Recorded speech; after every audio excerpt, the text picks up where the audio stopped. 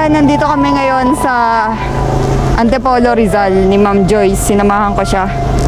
May pinuntahan kami, bahay ng kaibigan niya. Ang ganda dito. So yung location na ito malapit lang sa Inare Center ng Antipolo. Wow. Tara, pasok na tayo.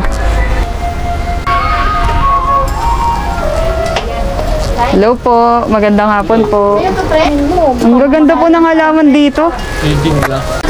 Ayun nga, rin mo na vlogger. Hello po. Ma'am, naku ma'am, ka na mag-camera, di pa ako naliligo. Ikot lang po ako sa mga halaman. Puro basura yan. Bonsai. Ang daming bonsai. Mahilig po ako tumingin ng mga kakaibang halaman eh. Ayan. Puro sunod. Good daw. Stig, ito yung gusto ko.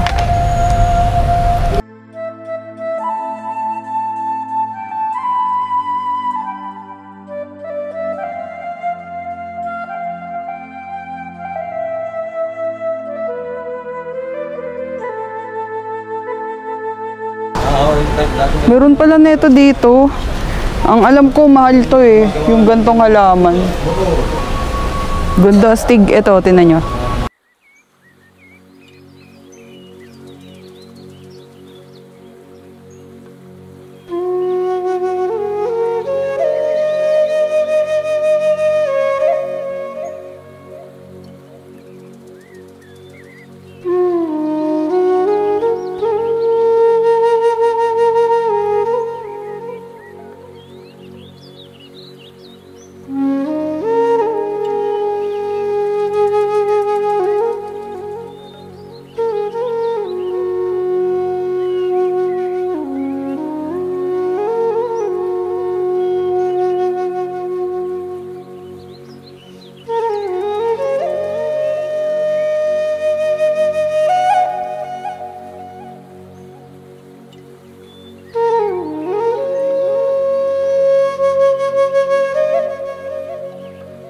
So yan, begonia pala yung pangalan ng halaman na Ito yung yan. herbal.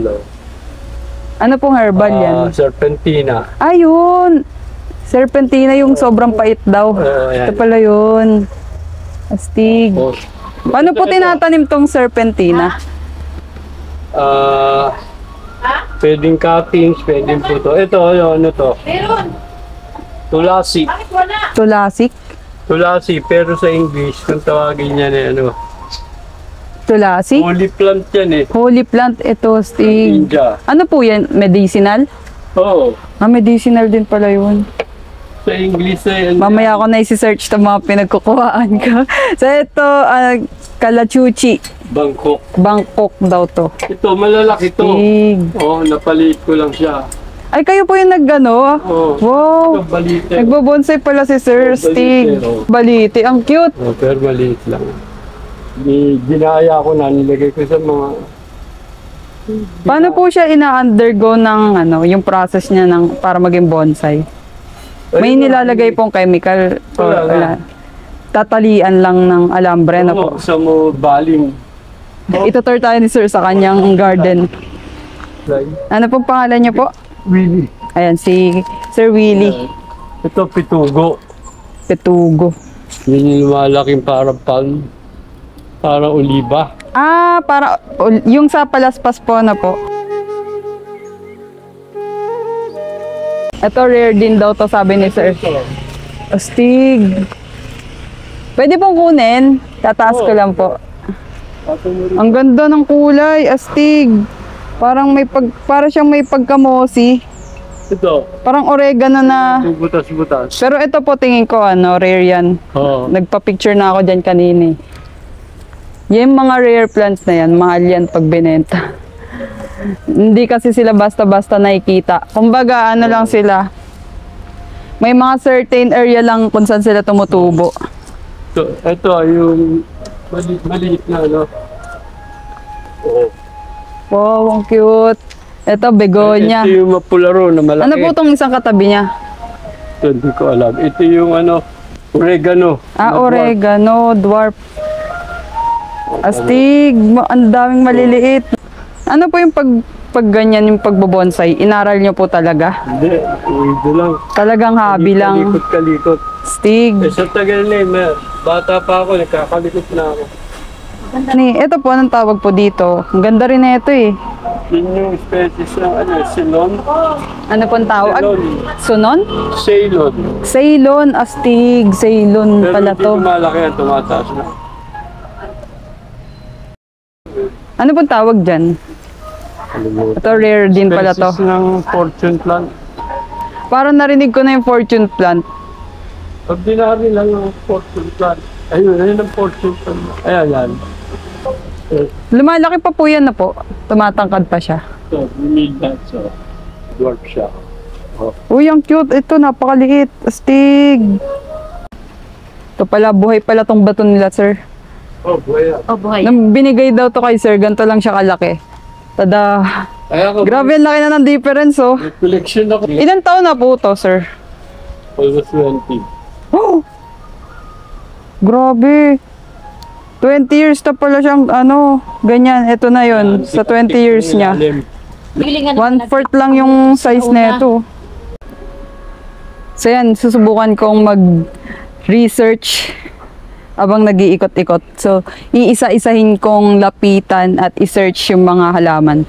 Malulobot na ako pero susubukan natin. Try tayo ng isa. Para malaman natin yung exact name nila bawat makikita natin. Ito yung begonia na kulay green kanina.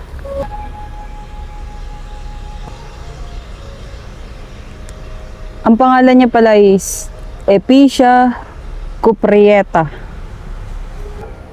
Is it endemic? Epicia cupreata o Suomi flame violet color. Pwede siyang violet, pwedeng green. Ito sa kaso nito is color green siya. Ayan. In its native area. Oh, native area meaning hindi lang siya sa isang bansa makikita. Makikita siya sa 3 bansa, Brazil, Colombia, and Venezuela. Paano yung native sa ibang bansa nandito sa Antipolo? Ayan, oh. Kapit-kapit ko lang. Wow. Ang daming halaman dito, nakakaiba talaga, astig. Ito siya. Lapitan natin, tayo mag-a-adjust. Yun! Yan lang. Wow, wow, wow. Ako masabi, ang ganda. Tignan nyo yung detalye niya, no? Parang may buhok-buhok siya. Ayan, no? Yun, no? Ewan ko kung naaninag, pero meron siyang mga buhok-buhok. Parang may mga balbas. Ayan, no? Para, yung dahon niya parang oregano na may balbas-balbas. Try pa tayo ng isa. Ito, na-excite ako dito sa isang to. Tudo! Ayan siya. Check natin. Ito pala yung pangalan niya. The painted leaf begonia is native to tropical and subtropical regions around the world. Ah, okay. Sabi native eh. So, kapag sinabi kasing rare, pili lang yung mga bansang meron.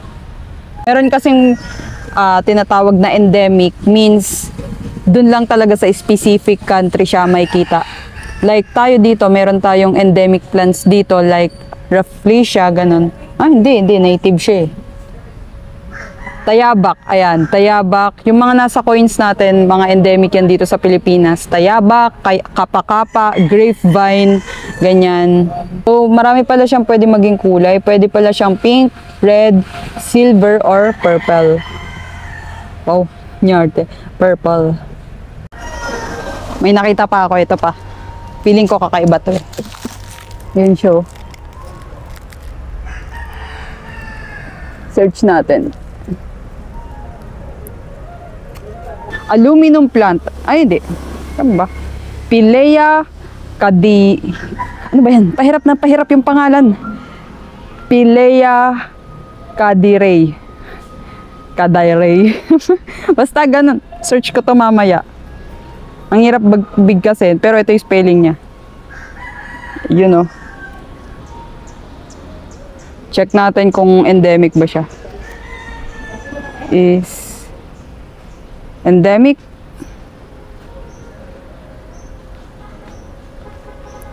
Ma'am, saan pupunta? Si Ma'am Joyce. Hi, bibili lang ako ng soft drinks. Yun oh. Sama ko. Tama ka, tama. Also known as the aluminum. Malolobat na ako, 1% na lang. Pero ito todo ka na to. Vietnam and Southern Chinese Provincial. Wow! Native lang to sa China. Tsaka sa Vietnam. Wow, astig. Grabe, yung mga pang ibang bansa nandito lang sa iisang bakod na to. Sa iisang, yan oh. Para na ako namasyal sa iba't ibang country. So, commercial break muna. Coffee break muna, coffee break. Astig oh. Ma'am, mga pang ibang bansa pala yung mga halaman doon. Oo, galing ano yun eh.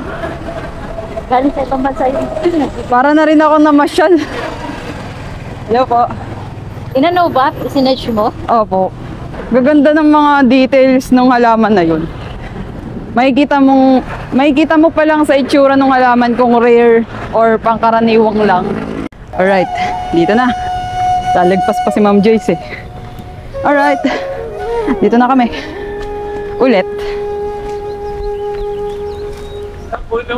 Nung may mga drip boat na yan, galing pa ng Quezon yan, sa ilalim ng dagat. Alin po? Ito? Nakahigang yan. Wow! Si Sir may sinasabi. Ayun o, sa bintana siya. Sabi niya yung mga ganito daw galing. Tatla ng ana. Galing pa pala to sa ano, ibig sabihin na babad pala to sa alat. Dagat, ilalim ng dagat kinuha. Astig. Galing pa pala tong ilalim ng dagat. Wow. Wow, tara mag-iikot pa tayo.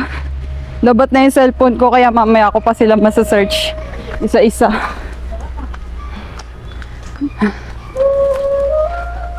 Charge po ako. Charge muna ako. Binigyan tayo ni Sir ng Polo tip. you know. Para sa? Thank you po and happy birthday. 2019 sila nilagay. Baliktad si Sir yung may birthday. Tayo yung yung nabigyan ng regalo. Ayan, thank you po. Tara, punta tayo sa kwarto ni Sir. Ito. Ayan. Yan, makikita ka doon ang vintage ko. Tara, tingnan natin. Tas ko nung sunog. Dalawang bilo. Mabuti hindi Vintage. nasunog yun oh. Tibay no? Uy, kayo po yun? Sino po yan? Ako, Oh, ganda ng motor oh, classic. Harley. Ito. Harley Davidson. Nasaan po yung Harley Davidson na yun? Sa kaibigan ko lang. Bakit puro wala pong ulo yung yung nandun po sa labas Yung mga ganyan? classic na gawa eh. Ah, astig. Antigo. Tsaka ito. Yung nanganga nung brush. Uy. Pang ano pala to pang ano nanganga? Pandurog po ganon? Yung kinakanaw. Oh. Pangkanaw. Ang dami ko nito. Yan na lang. Cute. Ito una yan. Mahilig ako tumingin ng mga vintage eh. Sayang kasi yung bahay daw dati nila Sir, nasunog. Marami daw nasira ng mga antik na gamit. Nagamit. Ito ano. Souvenir sa hapon. Pero ng hapon. Masena. Di ba ano yun? May ganito ko kaso $1 lang ito. Ano to? Sige. 5 pesos. Thank you po. May souvenir na naman tayo kay Sir. Thank you po. Mahilig din ako mag-collect ng mga ganti. Mga alak-alak. Alak. Ay, mga wine niya oh. Oo nga po eh. Gaganda no? Pero doon po talaga ako na-amaze sa mga halaman. Grabe. Ano mag-uukay na nga ako. Ay, oo po. Maganda po. Yung ukay ng Mga anak ko nag-uukay. ano po yung binebenta nila. Naliwala ka. Tato. Vintage po, nag-ano rin sila. Ako po mahilig ako bumisita sa mga vintage eh. Ito yung kwintas ko, vintage tea. So yun mga idol, time check tayo, 5:00 na ng hapon. Siguro naman maaaninag nyo. Yan o, medyo makulimlim na. And, ayan, napag-charge na tayo. Check natin tong isang to. Ito yung favorite ko sa lahat. So kung makikita nyo pala, nagpalit na ako ng damit. Ito yung binigay sa atin ni Sir Willie kanina. Sa birthday niya ngayon, pero tayo yung nabigyan ng regalo. No? Pero anyway, ito yung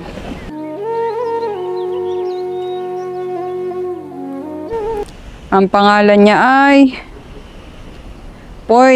Poinsettia. Ayan yung kanyang spelling. Ang information ay, so this plant mga idol, originally, siya ay may kita lang sa Mexico and Central America. And we're so lucky na makakita tayo mismo dito sa Antipolo, Rizal lang, sa loob ng Pilipinas. You know, search. So, fern. So, yan, meron pa tayong isang titignan. Ilan exotic yung mga halaman na yun, parang plastic. Kakaiba, ano po? Ano kaya to?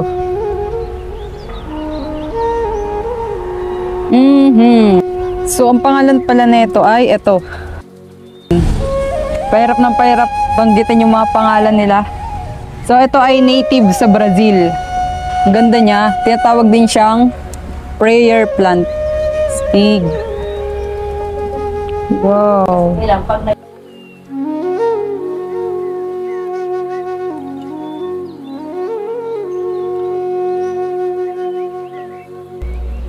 Ito pa isa.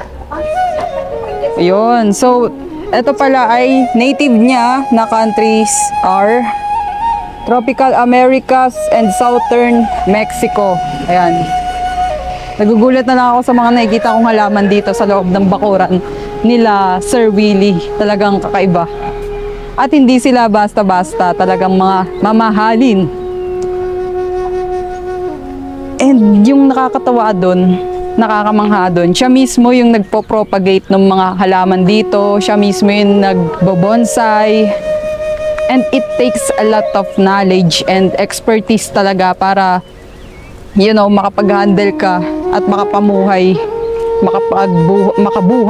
makabuhay ng mga halaman na ganito. Lalo sa mga gantong hindi naman talaga sila dito native, mahirap silang alagaan, no? Pero, grabe, nakakamangha the way ni Sir alagaan yung mga tanim niya. Sobrang gifted ng kanyang kamay. Kasi ako, mahilig ako sa halaman pero wala, hindi ko forte yung paghahalaman.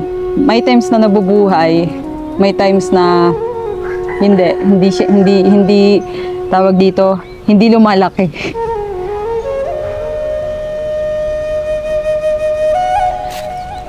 Eto, ano kaya to? Stig na ito. Tignan natin to.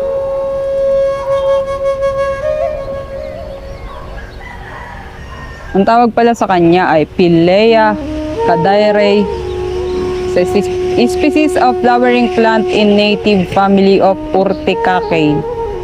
Pag uwi ko sa bahay, isi-search ko talaga yung mga may K na yan. Ito feeling ko endemic to. Though hindi ko pa siya nababasa sa mga listahan ng endemic. Ang hirap na naman ng pangalan niya. Nakita ko kaagad. So, itong halaman na to, ang tawag sa kanya ay Aglonema commutatum. Aglomea commutatum. The poison dart plant. Pangalan pa lang, nakalalason na. Again, Aglonema commutatum. Ayan, kanyang pangalan. Isang to, feel ko talaga endemic to eh. Hindi ako nagkakamali dito. Feel ko talaga. Tsaka feeling ko mahal to sa carousel. Oh, carousel. Sa online market. Pero,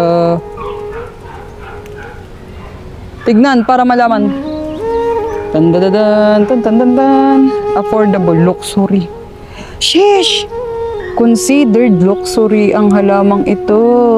Ayan, hindi siya basta-basta, mga inday. Ayan siya, oh. Ang presyo, naglalaro sa $38 to $55. So, yan. Kakain na kami. Tantananan. Ito yung mga niluto kanina ni Ate Madel. Saan po kayo sanay? Tita? Ate? Tita. Buglan lola. Bon appetit. Kain. Nung hindi pa, minsan madalas kami kina Joyce, magluluto kami, kakain na kami, tapos alis na kami. Minsan naalis kami kahit tumugulan. Nakakaputi kami dalawa. Walang arte-arte talagang Wala. go. Pababa kami dyan, papani kami dun. Minsan doon ako natutulog sa kanila, tumira din ako sa kanila. Seryoso po, dun sa bahay nila, Ma'am Joyce. Maliit pa yun! Sarap sana ng bagoong eh. Bakit? Namamantal ako dyan. Alam. Last time po, nagluto si Ma'am Joyce ng okoy. Pinanato niya ko. Pinanata ko, namakal yung katawan ko. Yung ano po, ipon na may harina. Hindi na ako kakain. Mamaya gabi. Grabe, sabi mo Ma'am, magdi-diet ka. Ngayon, hindi. Muna bukas na. Hindi pong kasama ka nga. Minsan lang, kahit yan na pangalang eh. Hindi pa nasunog pala ka, friend. Dito tayo ng tinapa, tapos gagawa ko ng ano, ng tokwa na may oyster. Na may... Masaya kasama yun siya Ma'am Joyce kasi OTG yan eh. Kaya inaya mo yan, tapos available siya. Hindi na. Kaya din naman yan, sabi niya, friend, may gagawin ko. Tsaka walang hinihindihan pagka-akyatan. Ang talagang ano yun, lakas ng katawan eh. Daig pa ako eh. Parang hindi napapagod. Yun yung gusto ko sa mga adventure. Kaya yun sa Tanawan, tuloy po yun ah. Maganda sa kanila, maganda sa kanila. So makalapol yun. Mag-ano lang tayo, mag-bus. Ay, hindi tayo magmamotor? Bakit? Kamala na, lalabas ka na. Tingin ko mong kaya natin. Kaya niya, saan nga kayo nakakarating eh. Bakit lang yun? Ang-angkas na lang, isang motor na lang dalhin nyo. Pwede ma'am. Saan kayo nakakalating, posibleng hindi nyo matuntun yun. Malapit kami sa Tagaytay. Dapat pala magtigis Ang kayo. lapit lang! Lapit kasi sa Oo. Pag Doon ako pumunta tayo sa naglalaro bundok, pag pumunta tayo sa bundok na taniman namin, kita mo na buong Tagaytay. Dati nung ano ako sa Santa Rosa, nung nagkaroon ako ng project doon ng painting. Lagi akong nasa Tagaytay. Pupunta ako doon mag-isa sa may picnic group. May daan doon ang Luzon. Ang lapit lang na po. Sa may Nubali ako dumadaan. Asan na ba? Kasi yung pagdagpas ko, yun na. Pagbas kasi mas, ano eh, tapos mamaya may pasikot-sikot. Kailangan pa natin mag-tricycle. Pero ganun. Ano na lang na. At ano na lang tayo, magmotor. Favorite ko to yung toge. So yan, pauwi na kami. Thank you so much po, Tita Madel, sa masarap na pagkain and sa napakagandang bakuran. Thank you so much po. Sana maulit. Meron kaming getaway next month sa Batangas, Tanawan. Sa Tanawan, Batangas. Ayan, sa bahay nila Tita Madel. Sa tunay na bahay. Oo. Sa sabi ba tunay na bahay? So yun, maraming salamat po. Kita kits, next vlog, let's go. Pauwi na kami ni Ma'am Joyce. Babush! Bye! So, kauwi lang namin ni Ma'am Joyce dito sa bahay niya. And ngayon ko palang i-research tong ibinigay sa akin kanina na vintage money. Ang nakalagay dito is Japanese government 5 pesos. So, I really don't have any idea kung anong year to or if still active yung money na to sa ngayon. Pero ang gusto ko sana is lower pa yung year niya. Kumbaga, mas old pa yung year para mas mataas yung value niya kapag binenta. Uy! Ano ibebenta? Wala tayong balak ibenta. So, check natin kung gaano na siya katanda. Yan. Search natin, Ma'am Joyce. Japanese government, 5 pesos. Okay, based on my research, 3. The Japanese government issued Philippine peso, part of the Japanese invasion money of World War II. Grabe, World War II pa to. Ha? Hotdog. Wow, grabe, World War II pa pala to. The Japanese government issued World War II was issued 1942 and 1945. So, ito pala is yung money na ginagamit way back 1942 to 1945. Ganon siya katanda.